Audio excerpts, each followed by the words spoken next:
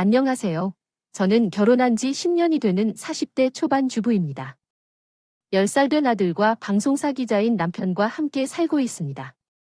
시부모님과 함께 행복하게 살고 있는데 시아버지는 대기업 자동차 회사의 계열사를 운영하고 있는 오너입니다. 저는 대단한 가문에서 살아서 행복할 줄 알았지만 10년 전 우리 가족은 충격적인 일을 경험했어요. 우리의 친정아버지는 식품회사를 운영하고 계시는데 시골에서 자란 6남매 중 막내로 항상 동생들에게 양보하며 궁핍한 환경에서 자랐어요. 젊었을 때부터 아내를 만나지 않고 돈을 모으다 30대의 어리신 나이에 식품회사를 인수하셨습니다. 주변 사람들은 자수성가한 청년 사업가로 칭찬하며 중매의 주인공이었죠. 어머니는 부유한 집안에서 자란 중매였는데 어린 시절부터 부자로 소문난 인물로 대학을 졸업하고 아버지를 만나 결혼했습니다. 아버지는 항상 바쁘게 일하셨는데 어릴 적부터 거의 매일 새벽에 들어오시거나 야근하시다가 그 자리에서 주무시는 일이 많았어요. 그 정도로 일에 몰두하시며 회사를 사랑하시는 워커홀릭이셨습니다. 퇴근을 하지 않고 맨날 야근해서 직원들이 불편해졌어요. 엄마도 그게 불만이어서 부부싸움이 많아졌습니다. 그때는 휴일에 좀 쉬고 일찍 퇴근해서 우리랑 놀아주기도 하고 다른 아빠들처럼 우리도 그렇게 살았어요. 회사 대표면 직원들한테 맡기고 쉬어야죠. 그렇게만 하다가 몸 조금씩 나빠질 것 같아서요. 내 회사니까 내가 아니라면 회사가 돌아갈까 싶었거든요. 나 이번 주말에 창원에 있는 또 다른 공장을 계약하러 내려갈 거예요. 네, 공장은행을 인수했었죠. 천천히 알아보고 진행하라고요. 왜 그렇게 급해요? 제가 사업에 대해 뭘 모르나요? 지금이 움직일 때야. 당신은 일 잘하고 자식들도 잘 키워요. 지훈이랑 지우가 몇 학년이든요? 그렇게 아버지는 일에만 몰두해서 기억으로는 제 어릴 때 아버지랑 어디 간 기억이 없어요. 항상 엄마와 우리 남동생 3명뿐이었으니까. 아버지도 우리를 위해 퇴근할 때 통닭과 튀김만두 빵을 사오셨어요. 고입을 틀어주고 입에 직접 넣어주다가 자는 저희들을 쳐다보며 미소 짓곤 했어요. 머리를 쓰다듬어 주셨어요. 감정 표현이 없는 아버지는 그렇게 우리에 대한 사랑을 나타내셨어요. 그때는 아직 어린 아이였기에 그게 아버지의 사랑 표현 방법이라는 건 이해하지 못했어요. 아버지는 우리를 사랑하지 않는다고 생각했었어요. 그런데 초등학교 졸업식 날은 정말 잊을 수 없는 날이었어요. 아버지가 회사를 빠져나와 참석하신 걸 기억합니다. 졸업식 중에 시간이 지나도록 아버지를 못 봤다가 마침내 뒤를 돌아보니 아버지가 없었고 엄마만 계셨어요. 엄마는 당황한 눈빛으로 날 쳐다보셨죠. 친구들은 아빠들이 졸업장을 받을 때 사진을 찍어주고 박수를 치는 걸 보았는데 나만 아버지가 없어서 울음을 금치 못했어요. 졸업식 끝나고 엄마가 말씀하셨어요. 지은아, 아빠가 오늘도 회사에 일이 있어서 오전에 가야 하는 걸 그래도 내 졸업식은 꼭 봐야 한다며 아침 일찍 일어나서 온 거야. 졸업식 끝나고는 곧바로 회사로 돌아갔어. 우리가 맥주를 마시며 사진도 찍으러 가야지. 울지 말고 사진 찍자, 유나. 졸업식인데 너 아빠만 없어. 너희 아빠가 돌아가셨나 뭔데 그게 무슨 소리야? 우리 아빠는 아직 돌아가지 않았어. 그렇지만 아빠가 떠나셔서 마음이 안 좋은데 늘 나를 괴롭히던 남자애가 아빠가 없다고 놀리니까 정말 화가 나서 그의 얼굴을 핥히고 밀었어. 팔에 피가 나고 그 애가 울기 시작했어. 그의 부모님은 놀랐고 제게 소리쳤어. 연우, 무슨 짓을 하는 거야? 우리 어린이를 왜 상처 주는 거야? 엄마는 당황하며 사과했어. 미안해요.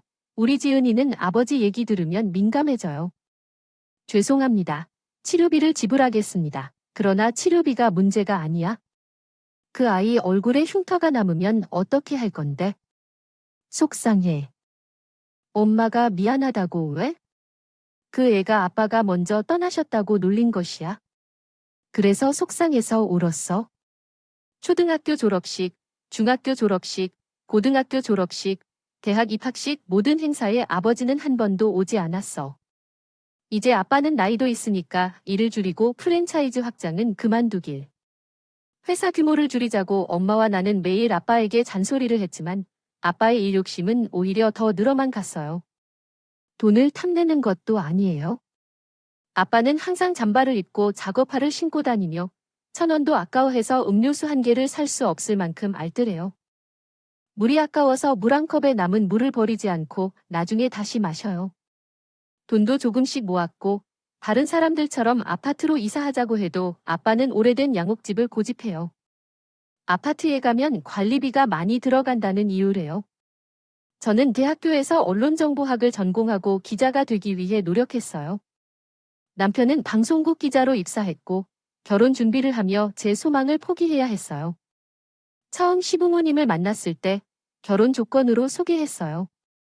우리 재민처럼 방송국 기자가 되고 싶은데 대대로 여자들이 외부 활동을 하면 안 된다고 했어요. 가족들과 상호이해와 존중을 바탕으로 소양을 쌓고 있는 이야기입니다. 직업상의 문제와 결혼으로 인한 고민이 집안의 풍습과 가치관에 대한 경험과 갈등을 보여줍니다. 권위론적인 집안의 가치관과 개인의 가치관이 부딪혀 그 속에서 갈등과 타협이 벌어지고 있습니다. 부모님의 마음과 자신의 이상을 균형 있게 어떻게 이해하고 타협하는지에 대한 내용이 담겨 있습니다.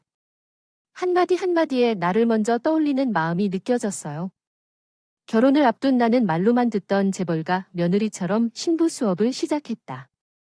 매일 아침 시어머니는 기사가 운전하는 고급 승용차를 타고 우리 집 앞까지 오셔서 함께 요리학원으로 향했다. 강남에 위치한 요리학원은 회원제로 운영되는 곳으로 모두가 재벌가의 며느리였다. 시어머니는 다른 시어머니들과도 친하신 것 같았는데 며느리들이 요리 수업을 하면서 문화를 공유하고 이야기를 털어놓는 것을 즐기셨다. 내가 집에서 라면밖에 끓여보지 않은 상태에서 요리는 취미가 아닌 것이라서 난 속상했다. 수업을 따라가지 못해 허둥지둥할 때마다 시어머니가 곁에서 도와주셨다. 집에서 요리해주는 도우미가 있다고 해도 내가 요리를 잘하려면 아버님의 입맛과 남편의 식성에 맞게 재료를 섞어야 한다. 앞으로 잘하려면 요리에 대한 기초 지식을 배우고 취미로서 즐겨야 한다. 처음에 실수하고 어려워할 수 있지만 점차 실력이 향상될 것이다. 나는 약간 시간이 걸릴 것 같아. 내 몸을 못 믿겠어? 왜 이렇게 떨어지는지 너무 난잡하다. 신부의 결혼식이 호텔에서 열렸다. 신부는 해외에서 구입한 수제 웨딩드레스를 입고 있었고 친구들은 그녀의 드레스와 시댁에 대한 이야기로 분위기를 가득 채웠다. 호텔의 식사는 매우 고가라 칭찬은 솔직했다. 그러나 친자식처럼 사랑으로 감싸주시는 시어머니와 유머러스한 시아버지, 밝은 양아버지까지 모든 것이 완벽했다. 신부는 시댁에서 호강하며 새 삶을 시작했다. 친정 부모님이 입고 계신 고급 명품 양복은 식사장의 대기실에 들어오면서 눈에 띄었다. 제 몸이 끼어 있어서 불편했어요. 이렇게 비싼 옷을 입으면 몸에 딱 붙으니 발도 제대로 들지 않아요. 이 옷 엄청 비쌀 것 같아서 걱정되네. 시댁에서는 그 정도는 손쉽게 살 수 있는 부자니까 부담 갖지 않아도 돼. 아버지 구두가 왜 이래? 이런 구두는 내가 20년째 신던 것이야. 선물 박스에 구두를 보내줬는데 정말 비싼 명품이더라고. 한 번 신어본다면 흙이라도 묻으면 어쩌지 걱정돼. 그래서 내 신발 신고 왔어. 진짜 이 비싼 옷에 해진 구두를 신고 오면 어쩌나. 사돈이 일부러 생각해서 비싼 것을 선물해줬는데 망신스러워. 사돈의 얼굴을 어떻게 보지? 아버지의 20년 된 낡은 구두는 제 결혼식 사진의 어색한 모습 그대로 담겨 있었어요. 신혼여행을 다녀온 다음 날부터 저는 한복을 입고 새벽 5시부터 아침 식사 준비를 했어요. 모든 일정은 시아버님의 스케줄에 맞춰져 있어요. 아버님은 새벽 4시에 일어나서 1시간 독서를 하시고 30분 동안 걷기 운동을 하시고 샤워하면 6시에 일어나 가족이 다 모여 아침 식사를 합니다. 요리학원에서 열심히 배운 대로 식사를 준비했지만요. 시어머니의 입맛에 잘 맞는지 걱정되더라고요. 아버지께서 떡갈비를 좋아하신다고 해서 준비했는데 어떠세요? 가은이 부드럽고 씹기 쉬운 고기와 함께 정말 좋아해야 하네요. 지훈이도 이 떡갈비를 좋아하는 모양이네요. 매우 다행이죠. 아주 맛있게 만들었으나 고기를 너무 잘게 잘라 식감이 조금 부족한 게 함정이네요. 다음에는 칼질을 조금 줄여보세요. 어머니와 아버지 둘 다 너무 후하게 평가를 하시네요. 콴키에게는 콩으로 파는 순대도 맛있을 것 같아요. 아버님께서 인자하시고 유쾌하시다면 언제나 집에서 웃음소리가 많이 나겠네요. 특히 아버지는 사랑과 애정을 도모해서 감동적으로 눈물을 흘렸답니다. 한편으로는 아버지께서 왜 평생 사랑한다는 말을 많이 듣지 못하시는지 서운하기도 했어요.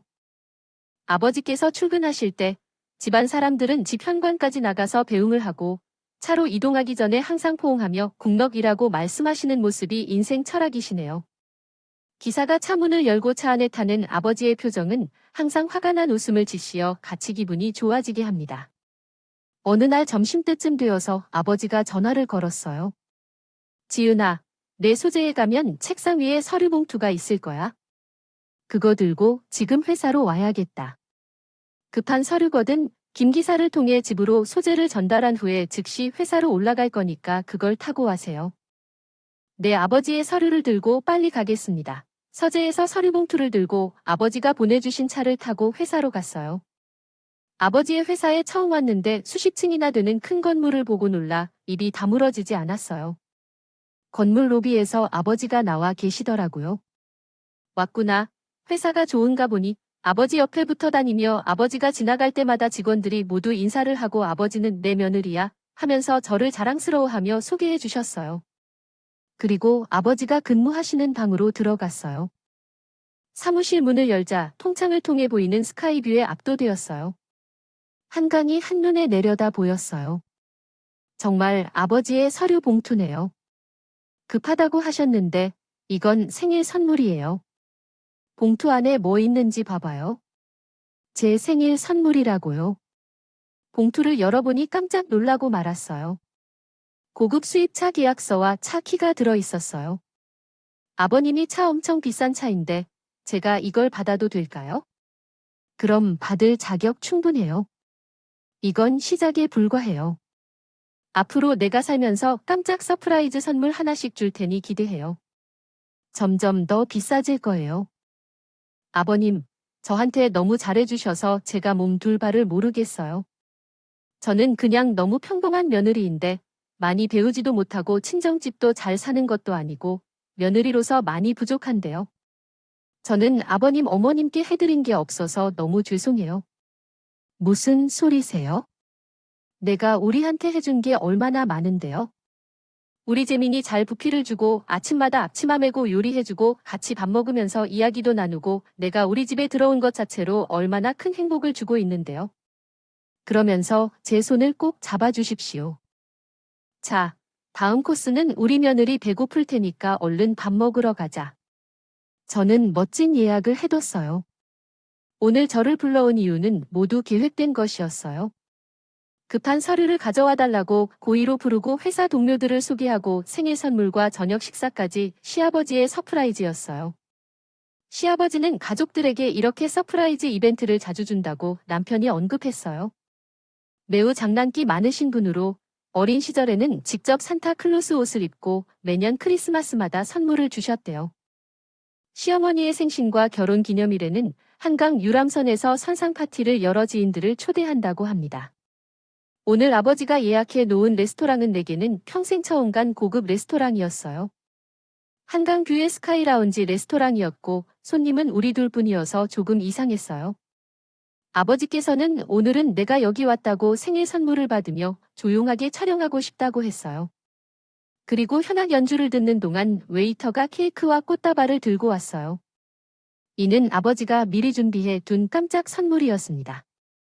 셰프가 직접 만든 스테이크, 와인, 그리고 고급한 요리까지 결혼 후 첫 생일을 아버지와 함께해서 평생 잊지 못할 추억으로 남을 것 같아요.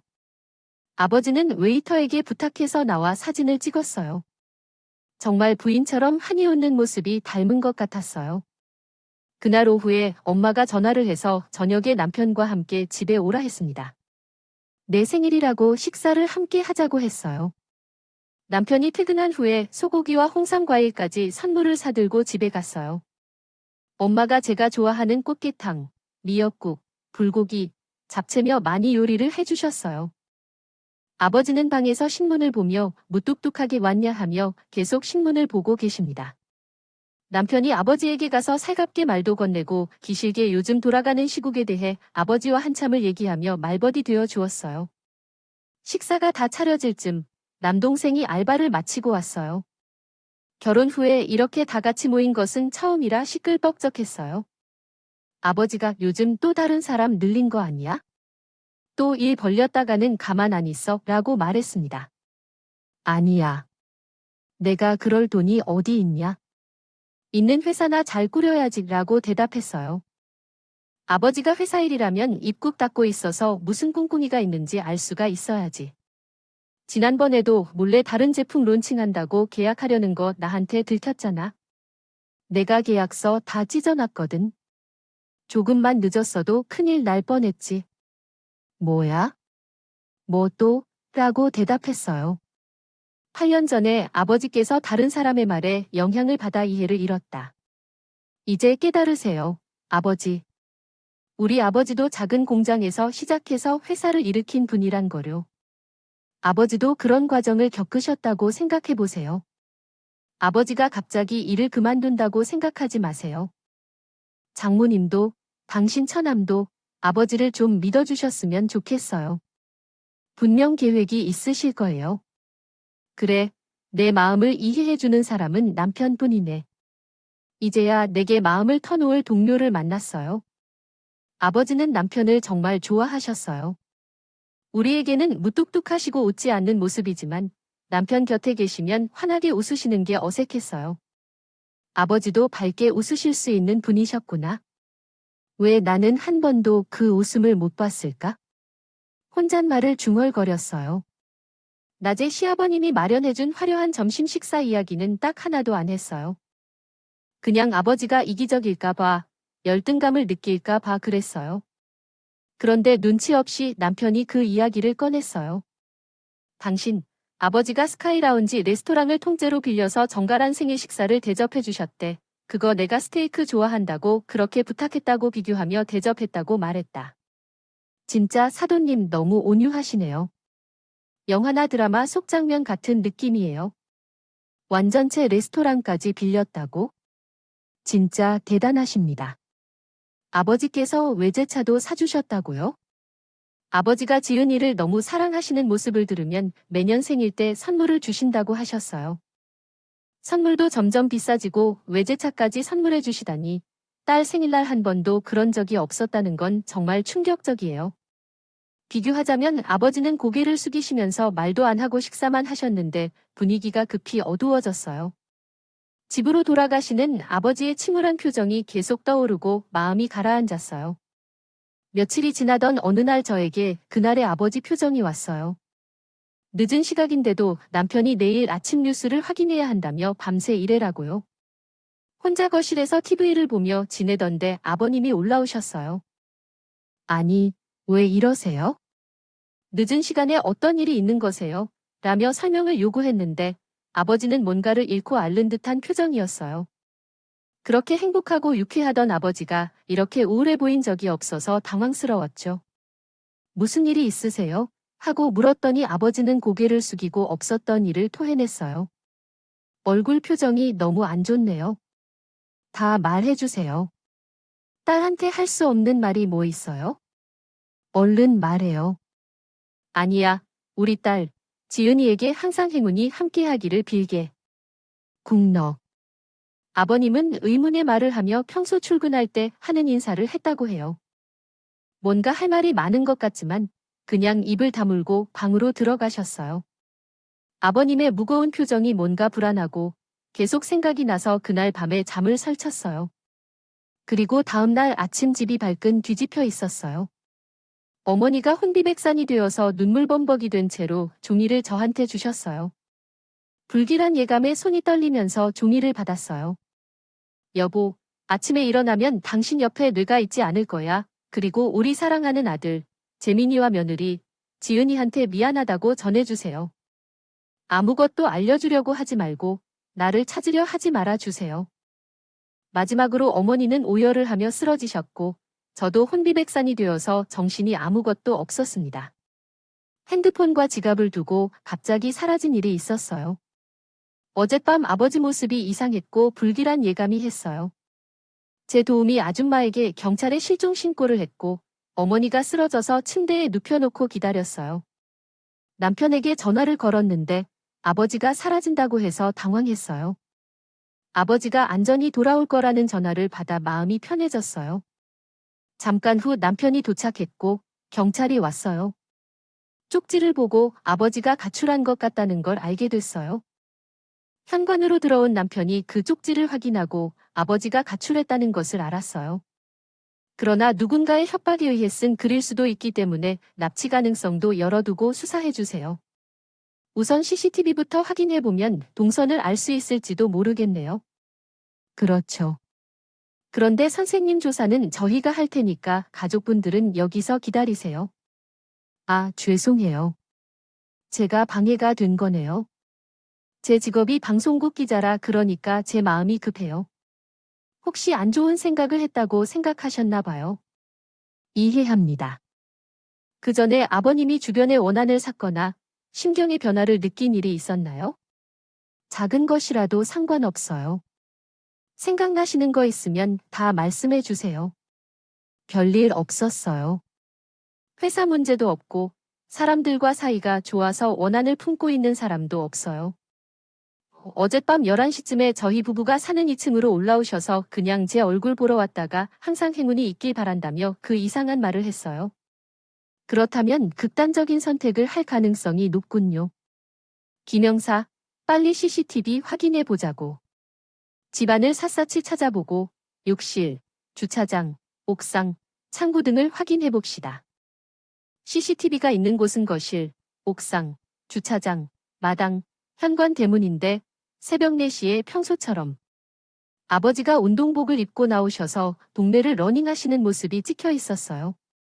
손에는 가방이 없이 러닝하시는데 그럼 아버지가 일상적으로 하는 모습이라서 예상이 더 정확하게 되었어요. 아버지를 빨리 찾아야 해요. 재산을 챙기지 않고 나갔다면 그것이 유일한 이유겠죠. 관심 있을 분만 봐주세요. 경찰은 추가적인 인원을 투입하여 집 주변 산을 수색했습니다. 그리고 다른 교통수단을 이용한 가능성을 열어두고 집 주변 도로의 CCTV를 확인했어요. 집을 나온 아버지는 걸을 때 엉겁결에 횡단보도에 서기까지 했습니다. 빨간불인데 걸어가다 옆 사람이 팔을 잡아가는 모습도 찍힐 정도였어요. 그리고 몇 분 후 파란불에 건너는 모습까지 확인했지만 더 이상 아버지의 모습을 찾을 수 없었습니다. 결혼하세요. CCTV도 확인해 볼 수 있을까요? 사거리 위에서 버스 정류장 근처 주차된 차량의 블랙박스도 모두 확인해야 할 것 같아요. 지금 웃을 때는 아닌 것 같아요. 평소에 남편이 소리 질러대는 모습은 별로 안 보였을 텐데 경찰에게 화를 내는 남편을 겨우 참아냈습니다. 타올은 된 시 현장 추적이라 얼마나 어려운지 전혀 모른다고 하지만 최선을 다해주면 감사드립니다. 부탁하다도 한 달 동안 시아버지의 행방을 알 길이 없을 어떤 스페이스이다. 남편 도 또한 인터뷰에서 친척 코피 부탁했습니다. 송장피는 지금 한 달이 지난 닭의 시아버지 흔적을 찾을 수가 전혀 없어 반장에게 미 말 사건 전문이냐 처음부터 다시 조사를 요청하 다 박기사 상황은 정말 하나의 현실 이 가족들이 대부분 스스로 믿고 싶은 대로 생각하 다 다시 주변 CCTV를 모두 찾아볼 텐데 제발 밥을 좀 먹고 체력을 얻게 해드릴게요. 어머니는 식사도 거의 못 하시는데 저가 만들어드리는 죽도 제대로 드셔요. 내가 음식 이 삼킨 행복해 바칠 수 있을까요? 정보 없이 어디에서 어떤 상태인지 모르겠지만 입속으로 어떻게 푸드가 나갈까 하루가 지옥이고 남편과 함께 전단지를 만들어서 집 주변 및 기차역 전 차역에서 사람들에게 주었습니다. 타올은 된 시 현장 추적이라 얼마나 어려운지 전혀 모른다고 하지만 최선을 다해주면 감사드립니다. 부탁하다도 한 달 동안 시아버지의 행방을 알 길이 없을 어떤 스페이스이다. 남편 도 또한 인터뷰에서 친척 코피 부탁했습니다. 그러나 저는 다 읽지도 않고 그냥 길가에 버렸어요. 사방팔방 시아버지가 갈 만한 곳을 찾아봤지만 아무도 보지 못했습니다. 어느 날 남편이 TV 뉴스 시간에 스튜디오에 출연하여 브리핑을 진행하는 것을 보았습니다. 한 주간의 경제 이슈를 다루는 고정 코너로 앵커와 대화 형식으로 진행되며 미리 작성한 대본에 따라 3분간의 짧은 시간 동안 진행됩니다. 남편은 부조정실에서 생방송 중에도 차분하게 코너를 이끌었습니다. 하지만 마무리할 때 방송사고를 일으키며 돌발 발언이 있었습니다. 부조정실에서는 남편을 멈추고 싶었지만 남편은 멘트를 계속했습니다. 제가 들고 있는 전단지를 주목해주세요. 이 사진은 실종된 아버지입니다. 살고 있는 곳은 서울 종로구 평창동이고 키는 170cm이며 금발입니다. 상의로는 검정색 피켓 셔츠를 입었고 하의로는 회색 트레이닝 바지를 입었습니다. 5개월 전 새벽 4시에 집을 나가 이후 행방이 묘연합니다. 시청자 여러분, 만약 이 내용을 보신 분이 있으면 휴대폰으로 저에게 연락 주세요.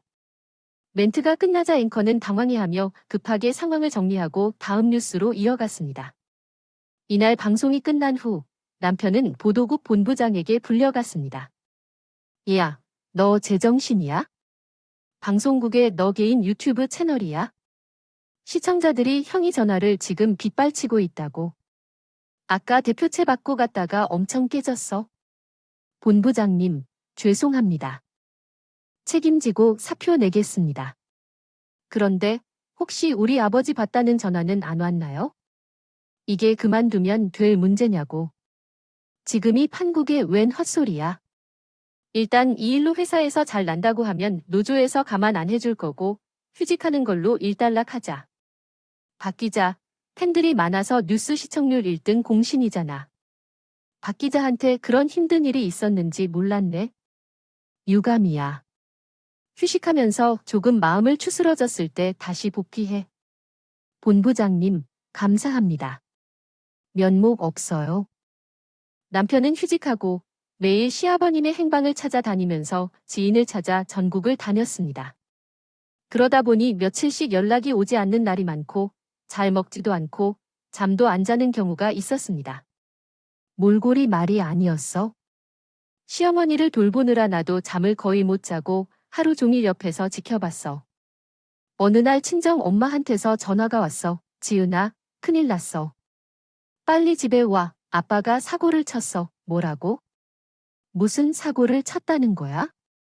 지금 집에 빚빚이들이 잔뜩 왔어. 빨리 와. 나는 전화를 끊고 도우미에게 시어머니 간호를 부탁하고 친정집으로 갔어. 집에 들어서 보니 10여 명의 사람들이 아버지에게 소리를 지르고 분위기가 심상치 않았어. 이 사장, 내 돈 어떻게 할 거야? 사업 터졌어.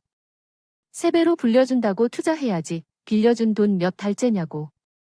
아, 내 돈 줄 때까지 나 절대로 못 나가. 도둑질을 해도 돈 가져오라고. 사장님들 정말 미안해요. 나도 사기를 당해서 빚이 쌓여 있어. 돈이 있었으면 벌써 갚았을 텐데.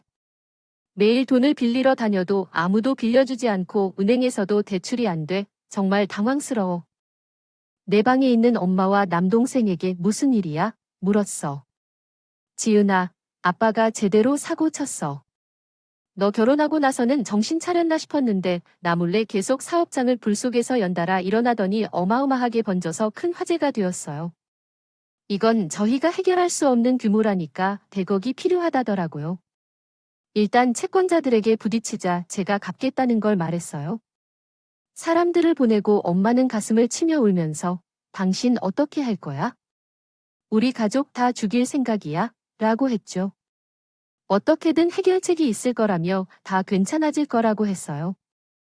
아버지는 어떻게 100억을 갚을 거야? 사람들이 형사고소하면 아버지 감옥에 가야 한다고 하더라고요. 시댁도 위기에 처했는데 친정까지 이런 이야기가 돼버린 거죠. 저는 바닥에 주저앉아 엄마를 붙잡고 울었습니다. 도와줄 사람은 남편뿐이라는 생각이 불현듯 들었어요. 남편은 정신이 없이 시아버지 서재에서 수첩을 보다가 저에게 말했어요. 여보, 일이 생겼어. 당신 아버님 때문에 정신없는데 당신 도와줄 수 있겠니? 무슨 사고가 벌어졌다고 하셨군요. 100억 원의 빚을 갚을 수 있는 방법이 없을까 고민하고 있었어요.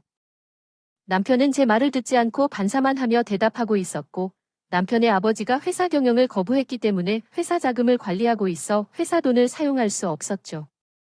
부모님과 남동생은 그들의 빚 때문에 어려움을 겪고 있었고 남편은 방송국으로 복귀하고 프랑스 특파원으로 발령되었다.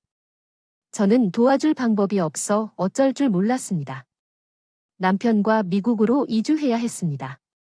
그는 회사를 경영자로서 경영해왔던 곳에서 과거 근무했던 비서가 대표이사로 승진했습니다. 시어머니를 혼자 그곳에 두기 어려웠기에 프랑스로 함께 데려왔습니다. 프랑스에 도착하자 시어머니는 안정을 찾았고 우리는 맛있는 음식과 관광을 즐기며 일상을 보냈습니다. 제 남동생과 연락할 때 부모님에 대한 소식을 들을 때면 마음이 아팠고 눈물이 납니다. 임신한 후 우리 가족은 더욱 밝아졌고 아이는 우리에게 큰 선물이었습니다. 남편은 프랑스에서도 실종자 카페를 통해 아버지를 찾는 노력을 게을리하지 않았습니다. 그러던 중 10년이 흘렀을 때 밤늦게 남동생으로부터 전화가 왔습니다. 누나, 아버지가 돌아가셨어. 그 순간 저는 충격을 받았고 10년 동안 아버지가 채무를 갚기 위해 수고하다가 갑자기 돌아가셨다는 사실에 슬픔을 느꼈습니다. 나는 밖으로 나갔지만 돈이 부족해서 희망이 전혀 보이지 않아서 매일 술을 마시며 신사한탄을 했다. 그러던 어느 날 밤 퇴근길에 육교에서 극단적인 선택을 했다. 다음 날 나는 첫 비행기로 한국에 갔다. 장례식장에 도착했을 때 엄마는 충격을 받았고 어린 아이가 있었다. 엄마는 나를 보자마자 울기 시작했고 아버지의 유산인 구두를 보았다. 나는 그 구두를 신었던 적이 있었다. 구두를 꼭 안아 울었다. 아버지를 평생 미워했지만 지금은 그를 보내는 일이 얼마나 가슴 아픈 일인지 깨달았다. 장례식을 치르던 중 가짜로 변장한 노숙자가 조의금으로 10억을 기부했다. 그 노숙자는 10년 전에 사라진 시아버지였다. 아버지가 왜 이제서야 나타나셨는지 알 수 없었다. 시아버지의 시체는 누더기 같았다. 옷과 운동화가 낡아서 몸에서는 나쁜 냄새가 났다. 장례식을 치르던 이들은 놀라움을 감출 수 없었다. 아버지의 죽음은 상상을 초월했다. 아버지를 모시고 방으로 들어가 그동안 있었던 일을 되새겨보았다. 시아버지는 친구의 희생을 몰아가며 충격을 받았습니다. 아직도 그 충격에서 벗어나지 못하고 울적해하고 있습니다. 함께 살아온 친구가 갑작스런 사고로 돌아가는 것을 목격한 것이 너무 충격적이었습니다. 아무런 대비도 없이 생긴 사건이라서 더 큰 충격을 받았습니다. 친구의 재검가를 치른 뒤에도 시아버지는 오랫동안 울적한 기분을 이겨내지 못하고 있습니다. 그 순간부터 자신의 삶이 완전히 바뀌었고 사고 후 몇 일 동안은 수습이 안 되더라도 관용해야 했습니다. 그는 친구와의 소중한 추억을 되새기며 자신의 삶을 살아가는 방법을 찾아야 했습니다. 양심의 가책이 되어서 아버님은 호의호식하며 잘 살 수가 없었습니다. 그래서 그날 빈손으로 집을 떠나 노숙 생활을 했습니다. 길거리에서 구걸하며 지내는 10년 동안 집으로 돌아가고 싶은 순간도 많았지만 그때마다 친구가 떠올라서 불면증과 우울증으로 힘들었습니다. 아버님은 서울역에서 노숙하고 있었는데요. 역선의 TV를 줄곧 보는데 남편이 나오는 뉴스 방송은 매일 챙겨보고 있었습니다. 그러다가 생방송 중에 아버님을 찾는 걸 보고 목 놓아 울었습니다. 가족들이 보고 싶을 때면 집이 보이는 먼 발치에서 식구들을 보면서 그리움을 살펴야 했습니다. 저희 부부가 짐 싸서 프랑스로 떠나는 날도 아버님은 멀리서 지켜보고 있었던 것입니다. 그 후 TV로 남편이 프랑스 특파원으로 방송하는 것을 보면서 저희 부부 소식을 멀리서나마 알 수 있었습니다. 아버님은 집 근처 공터로 거치를 옮겨서 매일 아무도 살지 않는 빈집을 쳐다보고 가는 것이 낙이었습니다.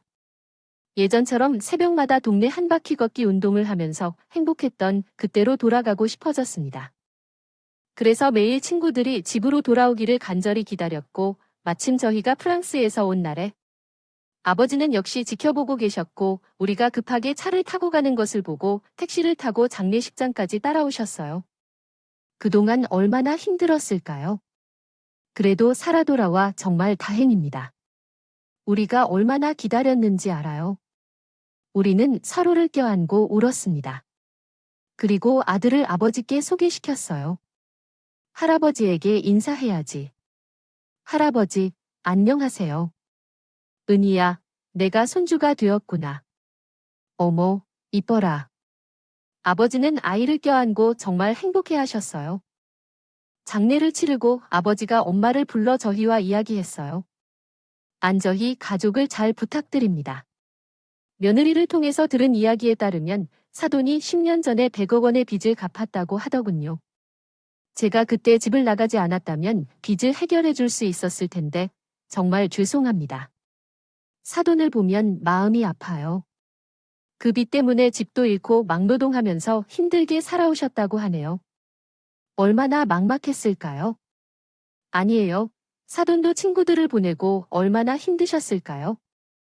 지은이 아버지는 급한 이유로 돌아가신 것이 아니라 제와 아이들의 신뢰를 깨뜨려서 괴롭기 때문입니다. 저희가 아버님의 성격을 잘 알아요. 돈이 부족해서 힘든 시기가 한두 번이 아니었지만 아버님은 결코 그런 어려움에 무너지는 사람이 아니셨어요. 그러니까 아버님께서 죄책감을 느끼실 필요는 전혀 없어요.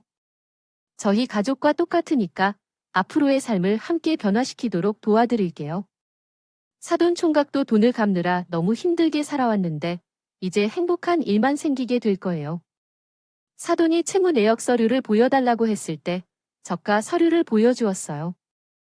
아버님께서 천천히 서류를 확인하신 뒤에는 곧바로 회사 세무사에게 전화를 걸어 송금하라고 지시하셨어요. 그렇게 친정 빚을 다 갚아주셨어요. 먼저 아버님께 새 옷을 사주고 사우나에 데리고 가서 편하게 목욕할 수 있도록 해주었어요. 그러니 다시 예전 아버님 모습으로 돌아오셨어요. 그런데 아버님께서 잠깐 다녀올 곳이 있다며 먼저 집으로 돌아가시라고 하셨죠. 절대 혼자서는 안 보내주겠다고 말씀하면서 제 차로 모셔다 드리겠다고 했어요. 저는 10년 동안 아버님을 찾아다녀도 이렇게 살아올 수 있었던 것도 감사하다고 생각해요.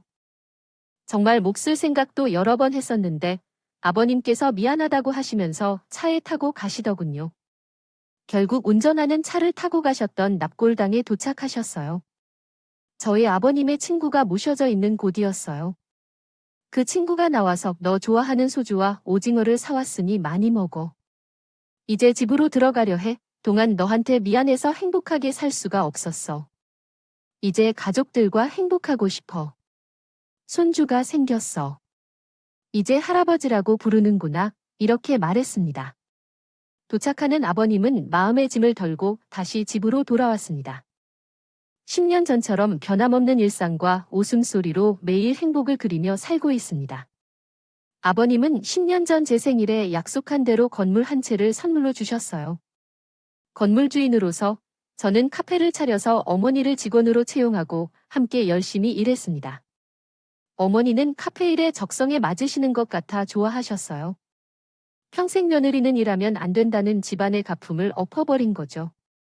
이렇게 아버님과 어머니께서 행복한 모습을 보여줄 수 있어서 기쁘고 감사한 일이었습니다. 다들 행복하세요.